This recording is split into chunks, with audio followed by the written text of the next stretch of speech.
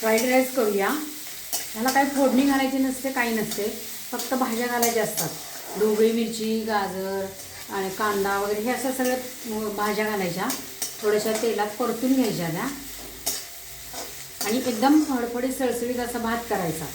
म्हणजे मग काय होईल, थोडासा मऊ झाला पाहिजे कांदा, अगदी परतला पाहिजे, लाल का झाला पाहिजे असं काही नाही आहे।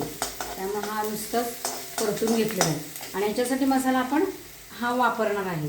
त्यामुळं तो त्याच्यात मीठ घालायचं नाही, तिखट घालायचं नाही, काही नाही, असंच साधा करायचा।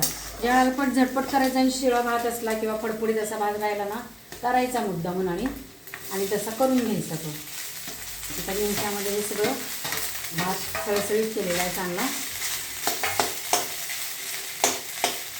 आणि त्याच्यामध्ये गॅस कमी करायचं बरं का, आणि त्याच्यामध्ये सगळा मसाला घालून घ्यायचा। हा छान ह्याच्यात सगळं मिक्स असतं, साखर, तिखट किंवा त्यांचे ते मसाले बाकीचे काय काय आहेत ते सगळे मिक्स केलेले असतात, त्यामुळे ते छान लागतो।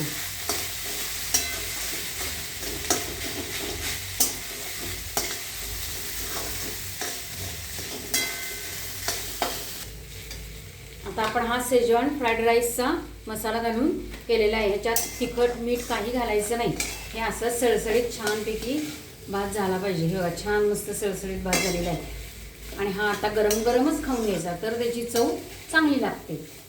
अशा पद्धतीने भात करा आणि खावा। भाज्या नसल्या तरी चालतंय आणि भाज्या असल्या तरी चालतंय, छान लागतो भात। पैकी शेजवान राईस करून घ्यायचा आहे आणि मस्तपैकी गरम गरम असा वाफाळलेलाच भात खाऊन घ्यायचा।